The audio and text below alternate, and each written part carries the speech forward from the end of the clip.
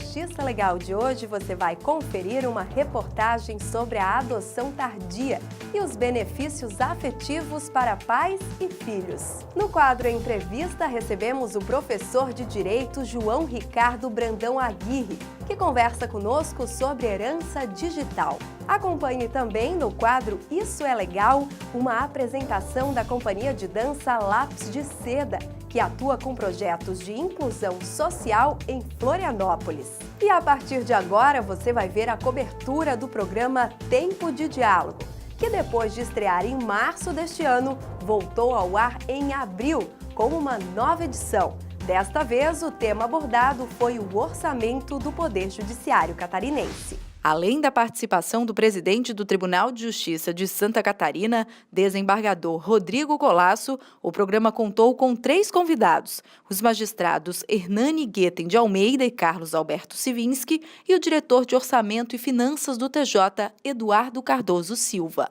O programa tentou explicar de forma didática aos telespectadores que estavam assistindo aqui do auditório do Pleno e também pela intranet as características de cada uma das fontes de receita do Judiciário e as imposições legais dentro do orçamento. O desembargador Hernani Guetem de Almeida, que preside o Conselho de Administração do Sistema de Depósitos Judiciais, explanou sobre o funcionamento e as atividades do sistema. É importante que se saiba que uma das fontes de arrecadação e que faz frente às despesas do tribunal é o Cidejude, que é um fundo em que há o rendimento destinado ao Poder Judiciário.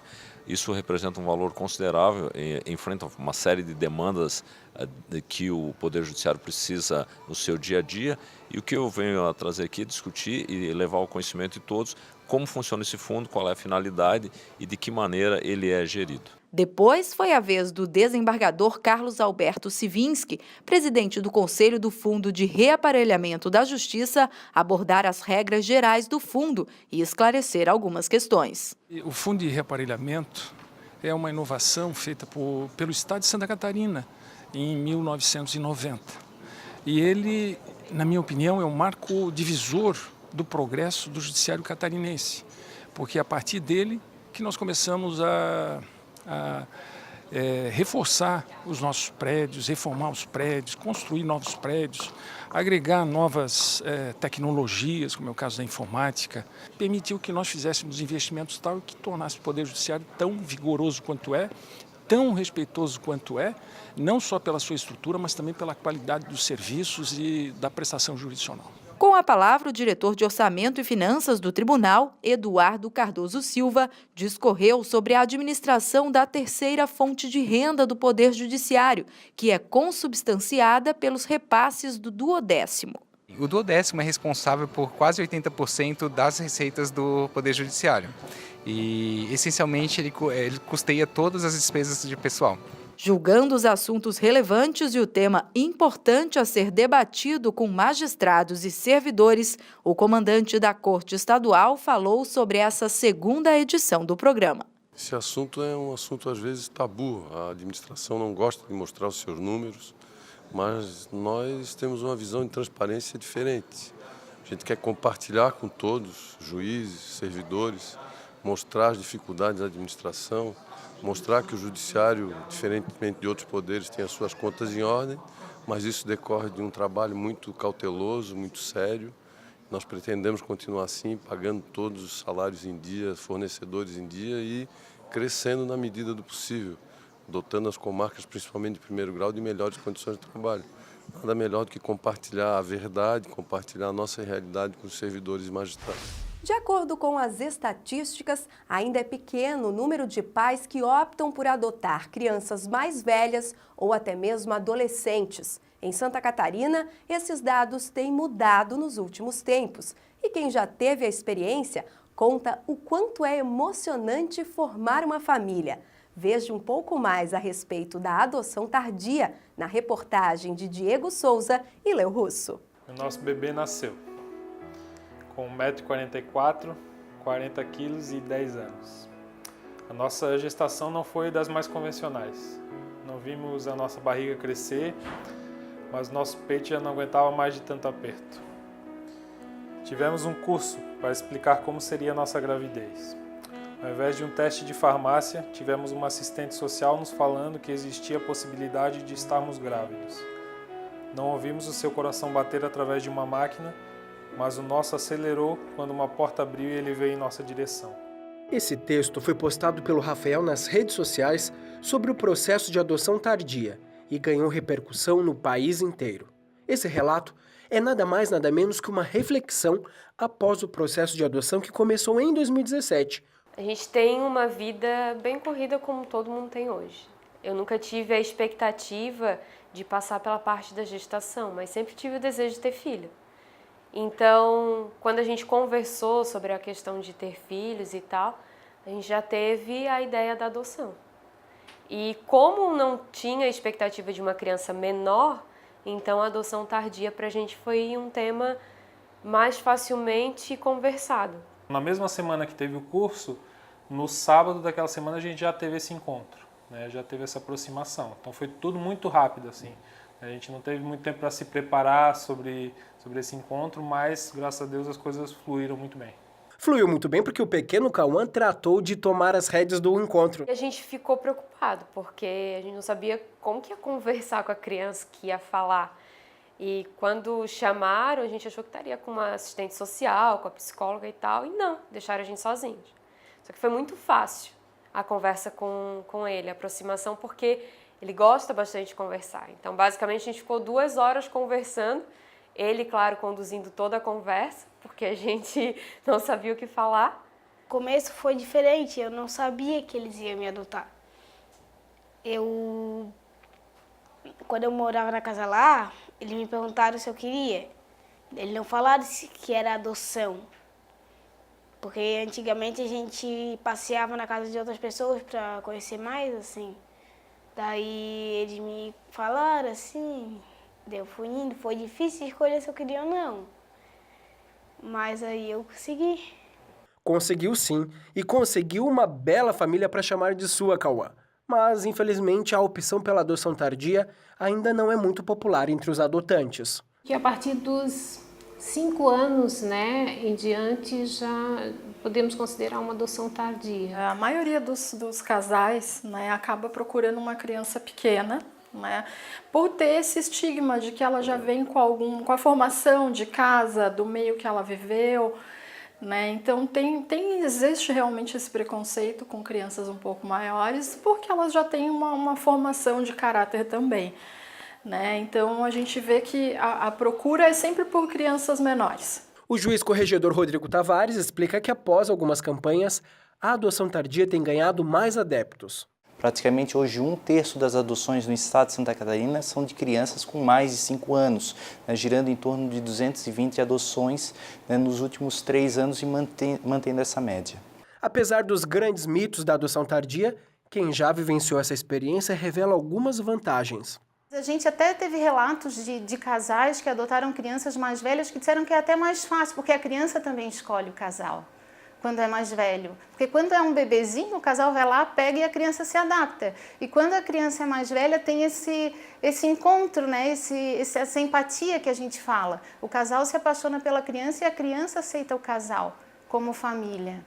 O processo de adoção é acompanhado de perto por psicólogos e assistentes sociais para que ocorra da maneira mais tranquila possível, como aconteceu no caso do Cauã.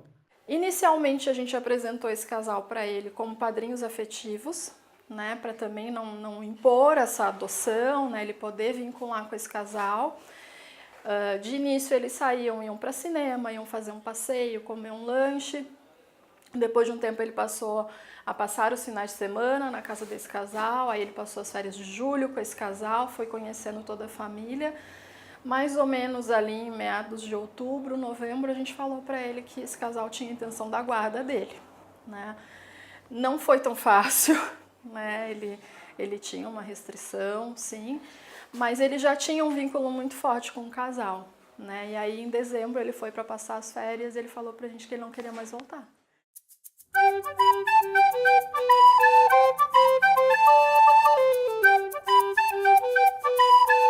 Quando fala em adoção, uma coisa que se imagina é vou ficar muitos anos na fila de adoção, então muita gente acaba não tomando essa iniciativa. Mas a gente está aí para provar que não é necessariamente assim, né? Então, Tudo depende do perfil de criança que você coloca, da comarca onde você está inserido. Esse processo ele pode ser muito rápido. A gente, em 8 meses, desde o contato inicial até a nossa guarda provisória, a gente está com o nosso filho aí. E a questão de ser uma criança já com uma carga de história vivenciada, a gente estava disposto ali a dar amor e fazer com que essa história jamais fosse apagada, porque faz parte da história da criança, mas que ela pudesse, de repente, ter a oportunidade de construir a história que ela imaginou que seria dela. Vale a pena adotar um pouco mais velho. Não é só por causa que é mais velha, ela não vai poder pegar uma criança. A maioria das crianças agora que saem da casa lá, elas não conseguem ter um lugar para morar. Corpo, diferença, política de inclusão, independência artística e construção da identidade. Essas são palavras-chave para a companhia de dança Lápis de Seda, que realizou recentemente uma apresentação belíssima no Centro Integrado de Cultura em Florianópolis. A nossa equipe acompanhou o espetáculo e também os bastidores e mostra agora tudo para você no quadro Isso é Legal.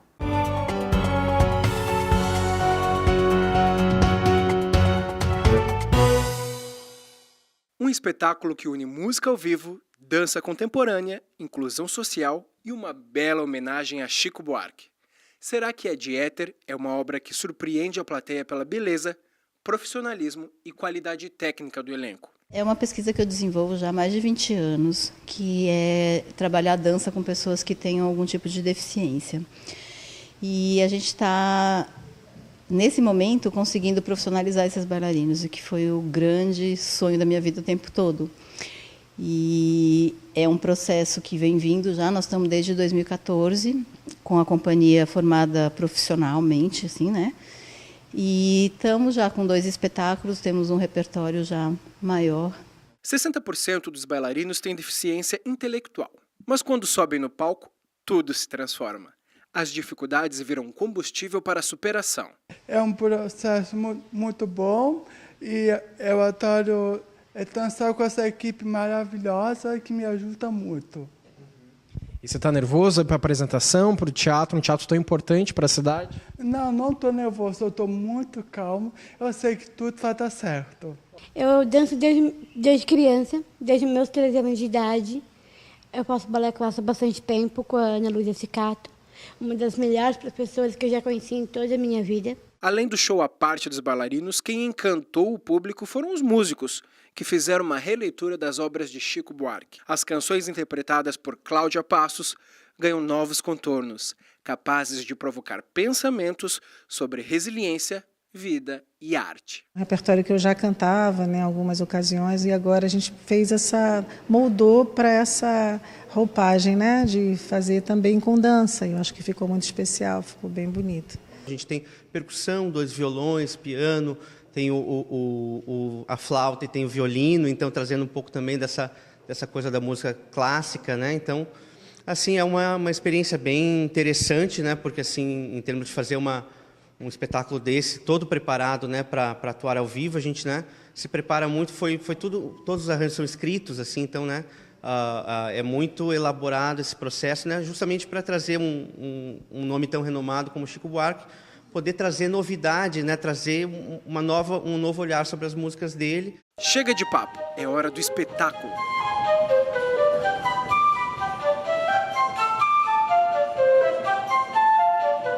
Quando eu canto, que se cuide, quem não for meu irmão, meu canto, punhalada, não conhece o perdão. Quando eu O espetáculo termina e a emoção toma conta da plateia. E eu confesso que não fiquei de fora dessa. Olha, assistindo o espetáculo, além de ter gostado muito, eu virei fã especialmente da Ana Flávia. Estou aqui com a mãe dela. Que ser iluminado, que a sua filha é uma artista completa, entregue. Eu estudei teatro e, olha, posso dizer que ela superando qualquer dificuldade, se é que ela tinha alguma dificuldade em cena, né? Realmente. Ela é uma menina que superou todas as dificuldades e, felizmente, foi uma menina que se desenvolveu, mostrou as aptidões, ela estudou, ela é massoterapeuta, além disso, ela faz dança há uns 15 anos, pelo menos. Eu fui obrigado a tietar a Ana Flávia e dizer o quanto fiquei surpreso com o excelente trabalho dela. Você é muito expressiva, queria dizer que virei seu fã. Muito obrigada, é um espetáculo lindo de Chico Buarque. Quando eu escutei pela primeira vez as músicas de Chico Buarque, eu me inspirei por cada uma delas. Cada uma tem uma música assim, inexplicável para mim. Inexplicável é ver seu talento superando qualquer dificuldade, Ana. E o que não faltou foram elogios para a apresentação. O corpo dançando, ele vai sempre além do que a gente já imaginou que ele poderia ser. Então, independente de ser necessidades, quais são as necessidades, né, do corpo em cena? E fantástico, assim, eu estou bem contente de ter vindo, muito bonito, a música também maravilhosa.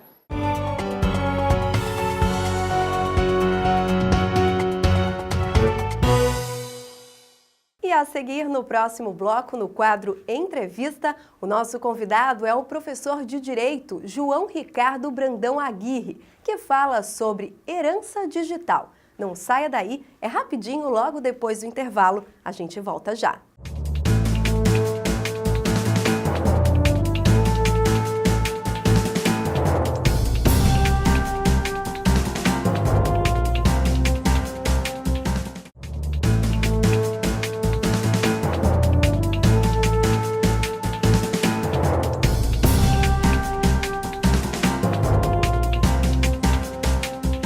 No quadro Entrevista de hoje, nós vamos conversar com o Dr. João Aguirre. Ele é professor e é também presidente do Instituto Brasileiro de Direito de Família em São Paulo. Ele é doutor em Direito Civil pela Universidade de São Paulo. E o nosso assunto de hoje é a herança digital. Professor, muito obrigado por nos receber. Eu que agradeço, é um prazer enorme estar aqui com vocês.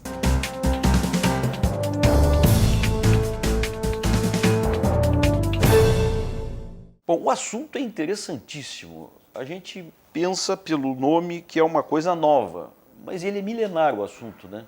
Na verdade é milenar o assunto porque nós estamos trabalhando com a transmissão não só do patrimônio, né? Se costuma falar em transmissão de herança e pensar só em transmissão de patrimônio e etc., mas tem muitas questões relacionadas à personalidade do morto, à sua privacidade, à sua intimidade e como é que ficam essas questões, né? Quando ocorre o falecimento, os seus herdeiros têm acesso a tudo, o morto teria direito à intimidade, à preservação da sua privacidade. Essa é uma questão que eu acho que é emblemática nesse assunto. Bem, o que traz a gente para a modernidade é a palavrinha digital, né? A herança digital. E muitas vezes as pessoas vão ao digital porque exatamente não querem revelar coisas da sua vida, da sua profissão, enfim. Como é que isso é tratado do ponto de vista jurídico? Existem dois projetos no Congresso que estão tramitando e já estão em fase bem adiantada, que visam incluir um parágrafo único no artigo 1788 para determinar que todos os arquivos digitais do falecido sejam transmitidos aos seus herdeiros.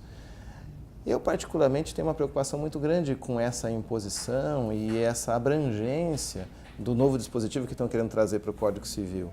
Porque exatamente o que você falou, Marcelo, existem algumas situações em que a pessoa não quer que os arquivos sejam transmitidos para os herdeiros. E eu falo sempre nas conversas do WhatsApp, no Facebook Messenger, aquele direct do Instagram, a pessoa às vezes busca esse meio virtual para ter a sua intimidade, a sua privacidade e não quer que as pessoas da família saibam. Então eu entendo que existe aí uma imposição que é indevida, não gosto do teor desse projeto. Já há experiências, já há fatos concretos em que os provedores têm como norma, né, não passar adiante informações do falecido, né? Isto vai acabar sendo regulamentado, a lei vai acabar sendo maior do que o procedimento de uma empresa, por exemplo? O grande problema desses meios digitais é a falta de uma regulamentação expressa, específica. A maior parte dessas plataformas elas são regulamentadas pelos chamados termos de uso. É fácil, é simples a gente procurar no Facebook, no Instagram, nessas redes sociais, os chamados termos de uso. Ninguém lê. Se a gente parar para ler, vocês vão ver primeiro que essas imposições são absolutamente leoninas. Só existem deveres para quem vai usar o Facebook e se abre mão da privacidade de uma forma bastante clara, ainda que os termos digam que não se abre. Nas redes sociais em geral, não numa específica, só o Facebook, mas na maioria delas, os termos de uso são bastante leoninos, contratos de adesão e etc., que, pelo nosso direito, têm que ser interpretados mais favoravelmente ao consumidor, a quem está aderindo. Mas daí fica a questão exatamente relacionada à transmissão desse patrimônio digital. Porque esse patrimônio digital, ele pode ter uma natureza patrimonial ou não. Então hoje a gente fala dos bitcoins, né? Os bitcoins, a moeda virtual, ela está tendo uma supervalorização. Agora recentemente teve uma queda, tá? Mas as pessoas já estão especulando com os bitcoins. Ainda que não seja regulamentada. Ainda que não seja regulamentada. E a falta de regulamentação já é um problema. Mas imagine que uma pessoa tem um grande investimento em bitcoins e venha a falecer. Aí nós temos uma questão patrimonial, a transmissão para os seus herdeiros e etc. Agora, e as conversas? As conversas pelo WhatsApp, pelo Messenger, pelo Telegram, aquelas conversas íntimas que dizem respeito apenas à esfera da intimidade, à esfera da privacidade do falecido. Isso deve ser aberto para os herdeiros de forma absoluta? Os herdeiros, o falecido tem noção disso? Será que a gente gostaria efetivamente de abrir a nossa privacidade dessa forma ou não? Será que esse termo de uso, essa licença de uso, permitiria essa agressão à privacidade? Eu sou muito cioso, muito zeloso da privacidade, desse direito fundamental do cidadão. Acho que é uma das grandes conquistas da civilização ocidental. E com as redes sociais a gente está abrindo um espaço muito grande para agressões à privacidade. A gente tem visto agora, eu falo do Facebook, eu tenho Facebook, gosto, etc., mas a gente tem visto agora uma questão bastante simbólica, né? A discussão sobre a violação da privacidade. O seu fundador, o Mark Zuckerberg, veio a público pedir desculpas, dizer que eles estão corrigindo isso, que ele queria corrigir de uma hora para outra, mas vai demorar algum tempo ele corrigir, que existiu efetivamente uma violação à privacidade, e é isso que me preocupa. Agora, professor, do ponto de vista do direito constitucional, este tipo de informação é considerado herança? Então, essa é que é a grande questão. Quem é o proprietário dessas informações que estão sendo armazenadas numa plataforma virtual? Qualquer uma delas. Eu diria até aqueles grandes arquivos como o Dropbox, o Google Maps, a nuvem e etc. Quem é o proprietário disso? Se a gente for ler esses termos de uso, a gente vai ver que a maioria deles diz o seguinte, que o proprietário é o próprio usuário. Mas logo depois existe uma concessão de uso aberto e restrito, genérico para a plataforma. Eu posso usar essas informações da forma que eu quiser. Eu aconselho a leitura de um termo de qualquer uma dessas redes sociais. Geralmente essa é a regra. Se existe uma propriedade, uma titularidade do usuário, aí é um bem que vai ser transmitido para os seus herdeiros. Tá? Agora, e essa questão da licença irrestrita de uso? Então a gente vê hoje você conversando em algum desses meios, como Messenger, WhatsApp, etc. Eu e o Marcelo estamos conversando e o Marcelo me fala que vai viajar para Portugal. E daí o Marcelo vai fazer uma pesquisa, vai entrar num site de noticiários e a publicidade que aparece para ele é uma passagem para Portugal ou é um hotel de Portugal. Na verdade, a informação foi colhida numa conversa que teoricamente estaria protegida pelo seu sigilo. Essa informação passou para um algoritmo que entregou ali para um cliente desse grande e-mail e esse cliente já colocou uma publicidade aonde você estiver. Faça essa. É importante que a gente tente fazer esse tipo de pesquisa. Procure entrar num site, procurar um tênis numa grande loja virtual e depois entre num jornal. E você vai ver que vai aparecer uma publicidade te informando sobre o tênis. E essa falta de privacidade, esse uso indevido da informação, ele tá previsto na legislação. O Marco Civil da Internet garante a privacidade no artigo 3º e no artigo 7º também proíbe o uso indevido de dados. Ele garante ao usuário o controle dos seus dados e a gente não tem um controle dos dados. Ou seja, a reflexão que pode se fazer é que pode-se não respeitar o direito da pessoa viva. Imagine ela morta. Exatamente, essa é a questão, imagine ela morta. E daí é interessante, tem um grande professor português, o Diogo Leite Campos, ele traz um ensinamento que eu acho que é muito útil para a gente. A gente costuma tratar milenarmente, voltando para os nossos ancestrais, o direito sucessório, a herança, apenas como transmissão do patrimônio e um direito dos herdeiros. E ele faz a ressalva que existe uma esfera de direitos que é dos herdeiros, o patrimônio mesmo, por exemplo, os bitcoins. Mas existe uma esfera que é a proteção da personalidade, da privacidade do próprio morto. E que é possível que a gente venha proteger a personalidade do morto, inclusive contra os seus próprios herdeiros. Um exemplo simples. Que às vezes é alvo de importância para ele próprio. Para ele próprio. Ele está querendo isso. Ele está querendo. Podemos pegar, por exemplo, um grande autor que ele repele uma obra que ele escreveu. Está lá a obra e etc., mas está no computador dele. Ele não quer publicar essa obra. E daí ele deixa em testamento, eu não quero que essa obra seja publicada. Mas ele morreu, seria obra póstuma. Os seus herdeiros querem publicar porque isso vai representar um aporte financeiro para eles importante, mas nós vamos fazer valer a vontade dos herdeiros contra a vontade do próprio morto. Mas ele tem que expressar isso, né? Tem que expressar isso, tem que expressar. Agora imaginemos questões relacionadas à nossa privacidade, arquivos que nós temos nas redes sociais, fotos, vídeos, conversas e etc. e tal. Será que os herdeiros teriam que ter acesso a isso tudo? Doutor, esse direito digital, o senhor nos disse no início aqui que ele está sendo alvo de uma lei, né? Que está ainda sendo... Isso, 2 projetos de lei. Projetos de lei. E aí eu fico pensando, como é que se trata hoje esse assunto? Acontece o caso, não existe lei, existem coisas semelhantes, né, correlatas. Então, como é que o direito está tratando disso hoje? A falta de uma disposição legal expressa acaba se tratando como uma situação meramente patrimonial, né? O titular dos direitos é o seu herdeiro, e daí a gente começa a ter esse tipo de discussão. Eu falei aqui dos termos de uso do Facebook, vou fazer um elogio ao Facebook. Eu acho que é muito interessante a disposição do Facebook. Olha, isso aqui faz parte da privacidade dele, se ele não deixou autorização para uma outra pessoa usar, eu não vou permitir que outra pessoa use. E daí tem algumas questões, porque os herdeiros falam, não, mas eu quero, é a memória do meu pai, é a memória da minha mãe, eu quero ter acesso a isso, isso me é de direito e etc. E aí nós temos aquela zona nebulosa em até onde vai o direito do herdeiro e a partir de que momento começa o direito à privacidade e à intimidade da própria pessoa que veio a falecer, né? Como é que nós vamos fazer essa preservação? Então o judiciário acaba recebendo esse tipo de demanda e tendo que decidir pender para um dos lados.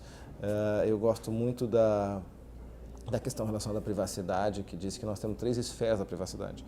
A pessoal, que só diz respeito a nós mesmos, a pessoa em si.